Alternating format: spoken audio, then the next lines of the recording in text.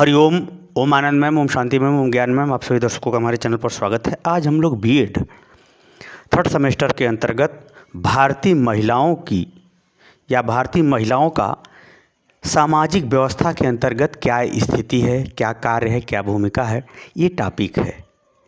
परंतु हम लोग भारतीय महिलाओं की सामाजिक व्यवस्था के अंतर्गत स्थिति समझने से पहले सामाजिक व्यवस्था को जानना जरूरी होता है। जैसे आप लोग सामान्य व्यवहार के अंतर्गत देखते हैं, अगर कोई कहता है कि भाई जाने की व्यवस्था हो गई, यानी यात्रा पर जाने की व्यवस्था हो गई, तो वहाँ पर अर्थ क्या निकलता है, यात्रा में क्या क्या चीज़ चाहिए, क्या क्या साथ में लेके चलना है, यात्रा के प्रारंभ से लेकर उसके अंत तक समस्त गतिविधियों का एक तैयारी हो, उसकी क्या कहते हैं, उसी को क्या कहते हैं, व्यवस्था कहते हैं।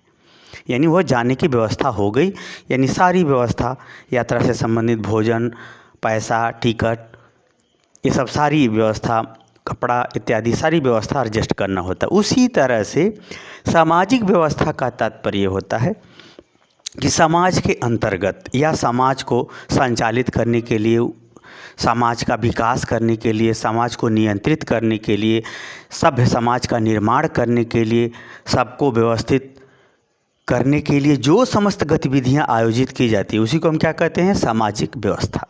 उसी को हम क्या कहते हैं, सामाजिक व्यवस्था। यानी समाज को व्यवस्थित करने के लिए, समाज के निर्माण के लिए, समाज के नियंत्रण के लिए, समाज के शिक्षा दीक्षा के लिए, समाज पर शासन करने के लिए, समाज का निर्माण करने के लिए जो समस्त गतिविधियों का आयोजन किया जाता है, उसी को हम क्या कहते हैं, सामाजिक व्यवस्था। उसे क्या कहते हैं, सामाजिक व्यवस्था। अब यह सामाजिक व्यवस्था हम प्राचीन दृष्टिकोण से और आधुनिक दृष्टिकोण से, दोनों दृष्टिकोणों से इसके अर्थ को समझाने का मैं प्रयास करूंगा। आप आइए, प्रेम से पढ़िए। याद रखिए, जब तक शिक्षा में आप मेहनत नहीं करेंगे तब तक पवित्रता और योग्यता हासिल नहीं होगी। इसलिए शिक्षा एक तपस्या है जिसमें दुख का जहर पीना पड़ेगा, तब आप सुख, शांति, पवित्रता और महानता के साथ जी सकेंगे। आइए इसको देखते हैं डिटेल में। अगर हम प्राचीन इतिहास की बात करें तो जो वर्ण व्यवस्था रही, गूढ़ कर्म विभाग से भगवान ने त्रेता यानी सतयुग के अंत तक आते आते गुण और कर्म के आधार पर सभी व्यक्तियों को 4 भागों में बांटा, ब्राह्मण, क्षत्रिय, वैश्य, शूद्र। जैसे हमारे शरीर में जो है, गले के ऊपर ब्राह्मण, हाथ में भुजाओं तक क्षत्रिय, पेट वैश्य और पैर क्या है, शूद्र। लेकिन ये जो बांटा गया, इनमें संबंध कैसा था, आपसी संबंध कैसा था। अगर पैर में दर्द होता है तो ब्राह्मण, क्षत्रिय, वैश्य, मतलब शूद्र में यानी पैर में दर्द हुआ तो वैश्य, क्षत्रिय और ब्राह्मण तीनों बेचैन हो जाते हैं। यानी ये जो सामाजिक व्यवस्था में ब्राह्मण, क्षत्रिय, वैश्य, शूद्र का वर्ण नामक व्यवस्था बनाई गई, वह एक दूसरे से इतना संबंधित, एक दूसरे से इतना क्लोज था कि जिसमें कहीं छुआछूत था ही नहीं। अब हम क्षत्रिय से पैर नहीं छूते, हाथ से हम लोग पैर नहीं सफाई करते हैं। अभ्यास करते हैं तो क्या सर हमारा पैर से नहीं लगता है। योग करते हैं तो लगता ही है। कुल मिला के एक दूसरे से कार्य सिर्फ बटा था समाज का, सबसे संबंध बराबर था। हमारे समाज में छुआछूत नहीं था, बिल्कुल छुआछूत नहीं था। यह लूट खसोट के चक्कर में धर्म को भ्रांति भावना में भटका करके, सनातन धर्म को भ्रांति भावना में भटका करके लोग लूटने खसोटने का प्रपंच तैयार किए हैं, वो चाहे कोई भी ग्रंथ हो।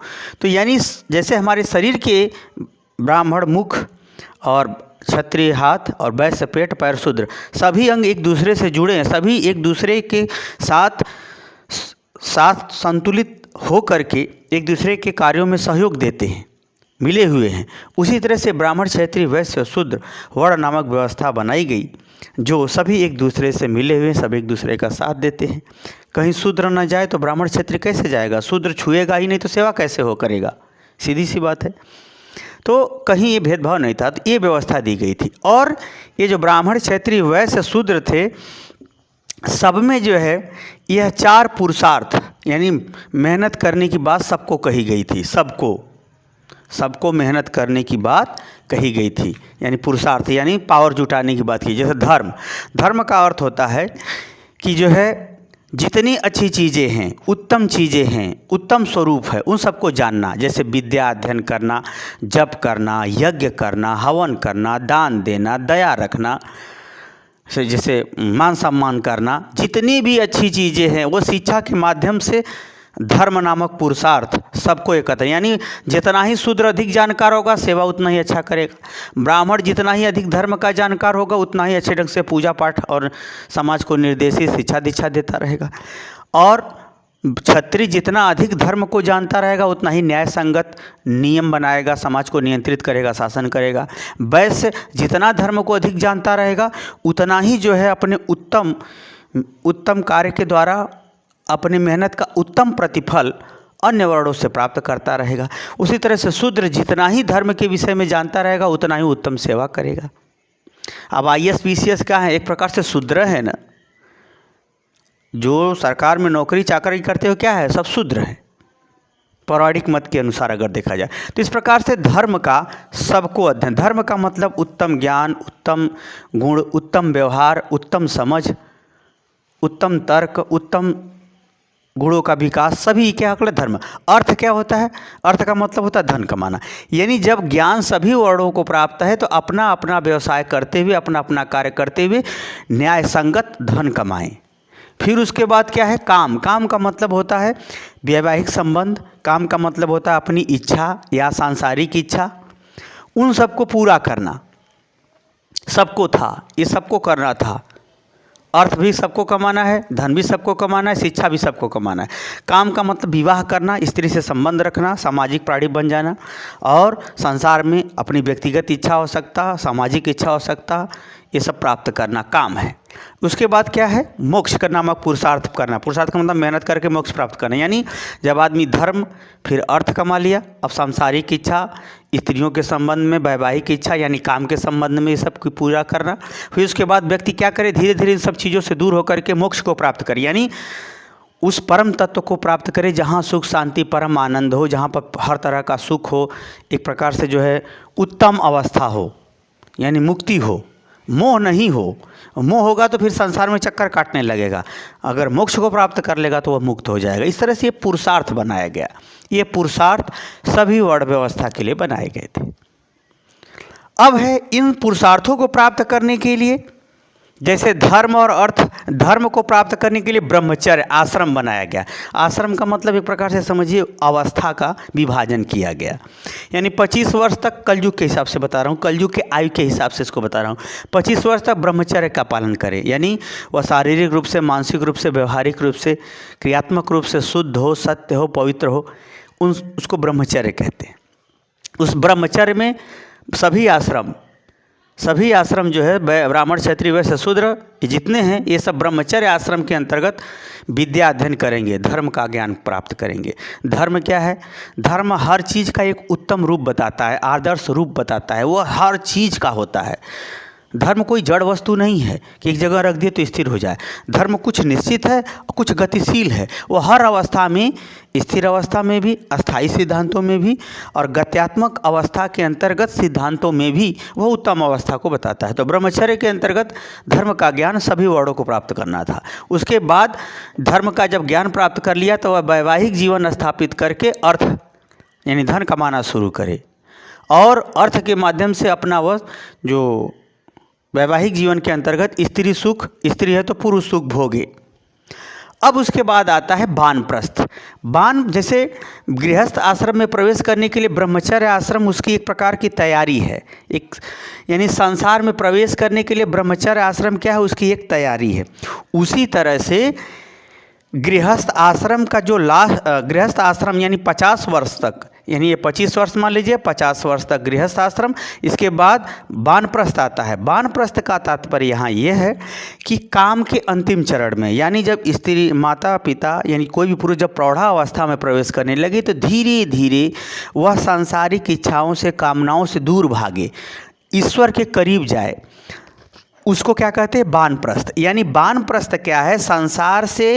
संसार से विरत होने की तैयारी है, वो तैयारी घर में ही करनी है। जैसे आजकल के लोग बुढ़ौती तक मलकाने करते हैं, जबकि जब बहू आ गई बच्चों को तो उनको मलकाना दे देना चाहिए, अपने भगवान का नाम लेना चाहिए और धीरे धीरे सांसारिक मोह माया से किनारे होना चाहिए, संसार के मोह माया जाल के अंतर्गत उसे अब हट जाना चाहिए, उससे दूर हो जाना चाहिए। अब भगवान का नाम नहीं। जब उसका वानप्रस्थ मजबूत होगा तो धीरे धीरे वो क्या करेगा, एक दिन सहसा सब कुछ छोड़ करके वन को चला जाएगा या तपस्या के लिए चला जाएगा। तो संन्यास के लिए वानप्रस्थ क्या है, एक प्रकार की तैयारी है, यानी 50 से 75 वर्ष।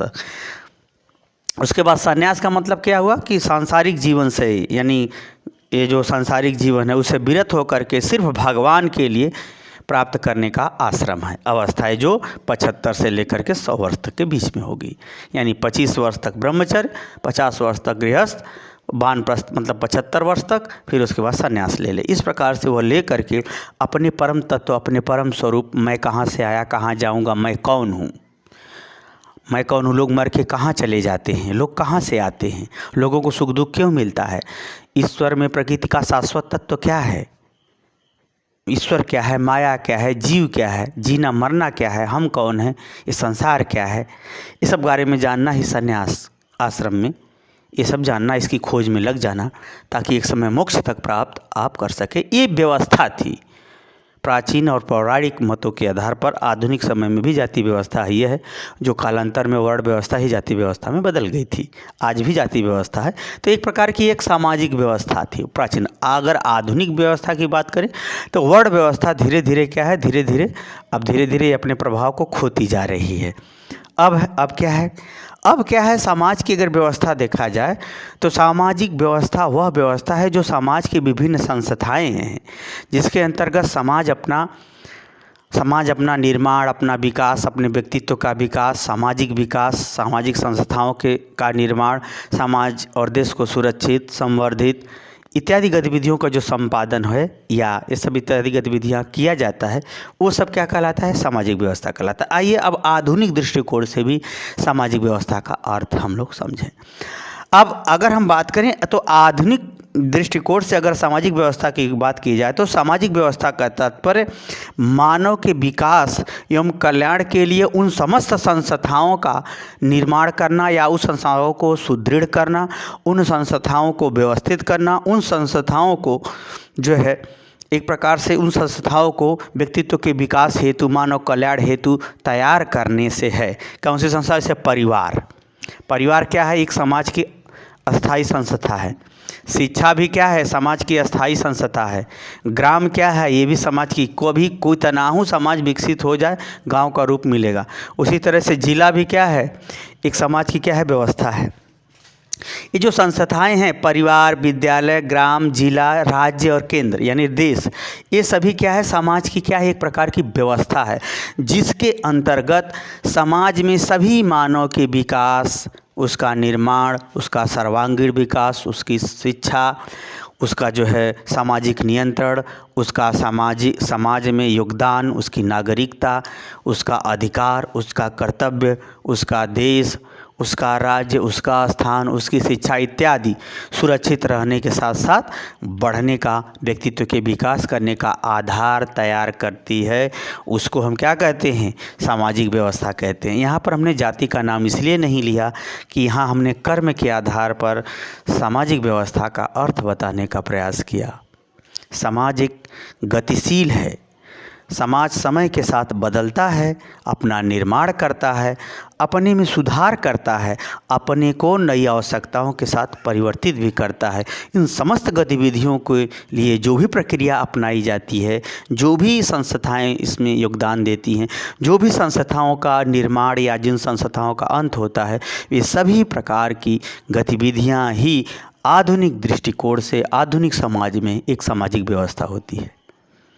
तो मुझे उम्मीद है कि समाज के संचालन, नियंत्रण, न्याय और निर्माण के लिए जो भी प्रक्रिया अपनाई जाती है उसे सामाजिक व्यवस्था कहते हैं। यानी समाज के संचालन यानी सतत रूप से चलाने के लिए, नियंत्रण समाज में एक दूसरे के अधिकार और कर्तव्यों को संतुलित करने के लिए जो नियम कानून बनते हैं, नियंत्रण, न्याय कौन किसका है, न्याय, निष्पक्ष होना, निष्पक्ष व्यवहार, निष्पक्ष क्रिया का ये सब निर्धारण करना, और समाज में सबके विकास हेतु जो भी गतिविधियों का निर्माण किया जाता है वे सभी मिल करके सामाजिक व्यवस्था का निर्माण आधुनिक दृष्टिकोण से कर रहे हैं। अर्थात समाज के संचालन, नियंत्रण, न्याय और निर्माण के लिए जो समस्त गतिविधियाँ संस्थाओं के माध्यम से सरकार के माध्यम से, व्यक्तिगत विभिन्न क्रियाओं के माध्यम से जो भी आयोजित की जाती हैं, व्यवस्थित की जाती हैं, संचालित की जाती हैं, वे सभी क्या कहलाती हैं? सामाजिक व्यवस्था।